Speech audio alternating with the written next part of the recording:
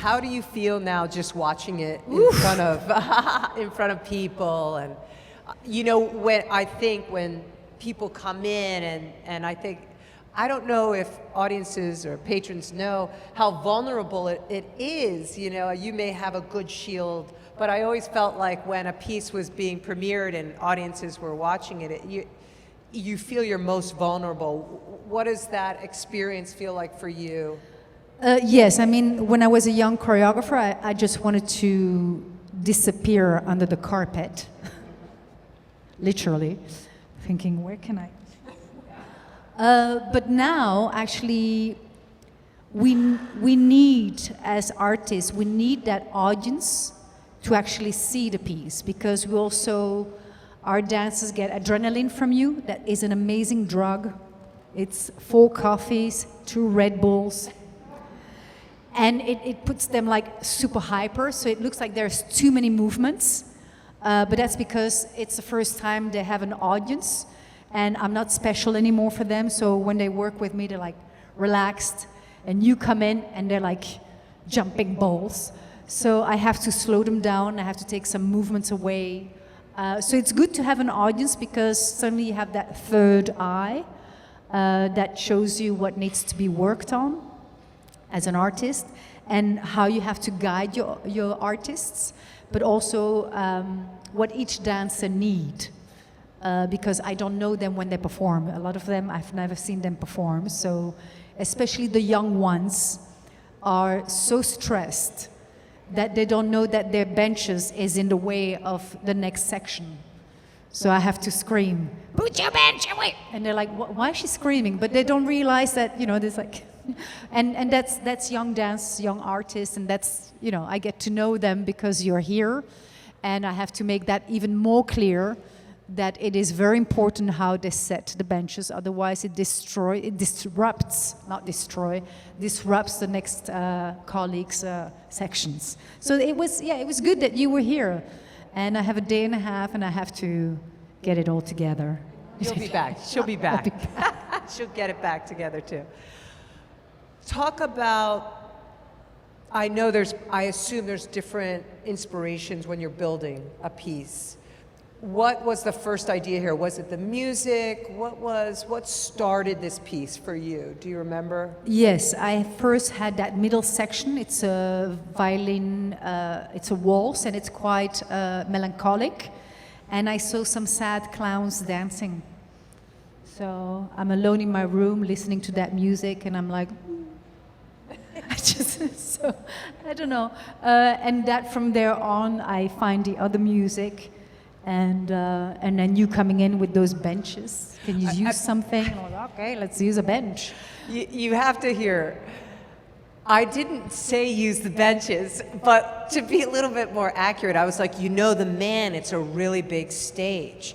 And, you know, last year, for those of you who came to the Man, it was we realized we were going to the Man 6 weeks before we were at the Man. And it was just like, we're gonna go and we're gonna put a show on no matter what.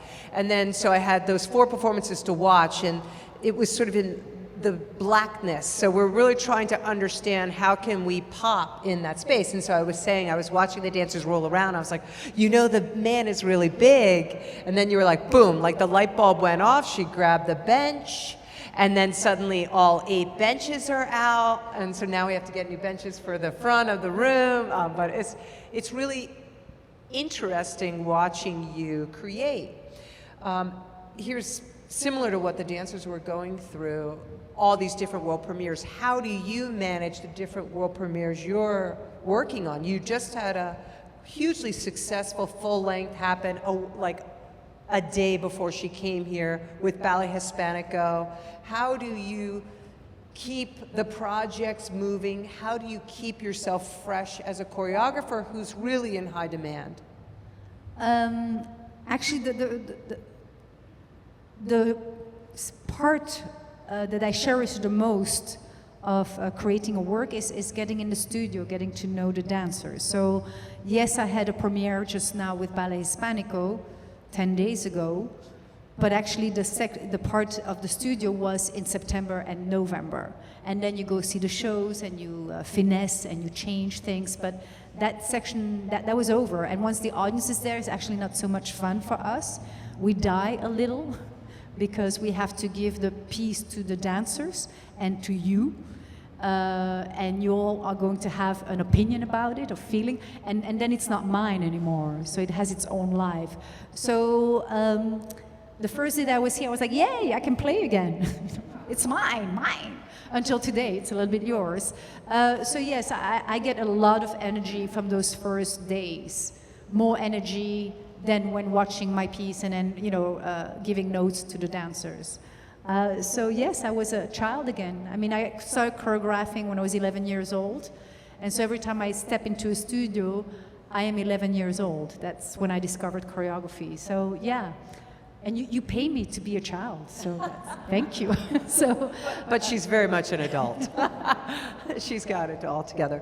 What is your favorite part about choreographing? Is it that exchange?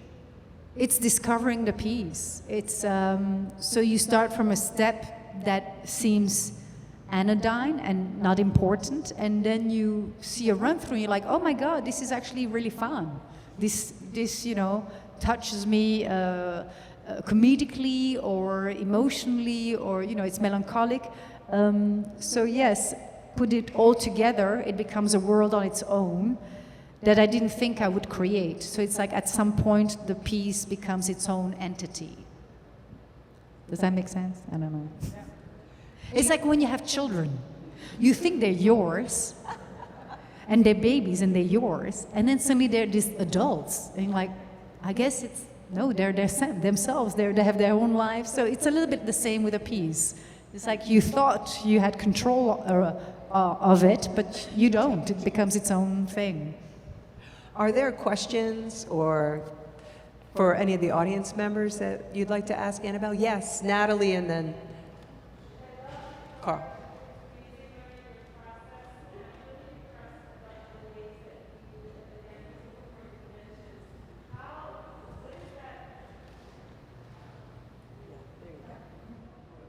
Thank you. I love your work. I love learning about the process. And my question is around, I'm also just impressed about the way the benches have been incorporated. There's like geometry on the stage, they become incorporated into the story and the movement. How do you figure that out? I'm sure it's a process, but it's just really impressive. I loved, like right now it looks very neat and orderly, but there was also these beautiful moments where they were just kind of arranged in these kind of abstract ways. It was really cool. Thank you. Actually, being creative is finding solutions for problems. So that's the name of her book, almost. Natalie Nixon. Okay, so I had them there. I just decided that they would stand there like a wood made of benches. And there's a little clown coming out of the woods. And then I thought, okay, how do we move them? And out of trying to find a solution, it becomes creative. And then I wanted to have the half a circle because I was very much into clown yet. So I thought of a circus, chapiteau. And then I thought I didn't want them to have a complete costume of a clown, but a deconstructed section of it. So I thought it would be nice if they are not neatly put. And so it became a kaleidoscope. And that's how I set my dances, and that's how I created the choreography, that they all look like they're part of the bench coming to life. So, and then suddenly, yes, I thought, okay, I'm done with that image, because I get bored very quickly. So let's move them. And then they became this. Carl.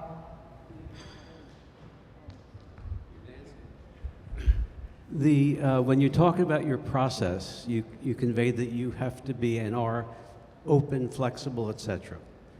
Then one of the dancers referred to you as very precise. And we experienced that part of you when you were working with the dancers, and I'm sure your level of dissatisfaction with the performance suggests, again, you see all kinds of very specific things. That's a wonderful combination for the work you do. Is that something you always had or grew into or had to evolve into, being precise and being open and flexible? Yeah, precision. I guess it's a little bit in my nature. I have a bit of OCD. So I like to leave my house and there are no dishes. I have to make the dishes. So it's a little bit in my nature. I don't like to plan a day, so the openness and spontaneity of what the day has to offer, I like to go like this, but it has to be very orderly before I leave my, so I don't know, I have this combination of both. And I learned as a choreographer that the more precise I am with the language and how they have to do it, the clearer it is for the audience to see the idea. So if I leave it messy like that, you will be looking all over the place. So I know that I can control where you are going to look with lighting, with choreography, with structure. So that's why it needs to be cleaned up so that you are not feeling frazzled when you look like, where am I looking, where am I looking? So, and now everything is, it was made on this way, so everything was on top of each other. So I'm realizing that if the stage would have been smaller, I might have done things a bit less energetic, but it's because we're at the Man and we're gonna have a huge space and it's gonna go all the way back, so I needed that extra activity that you see. But yes, I have that combination and it's in my nature to do both, to get through the day sanely. Yes.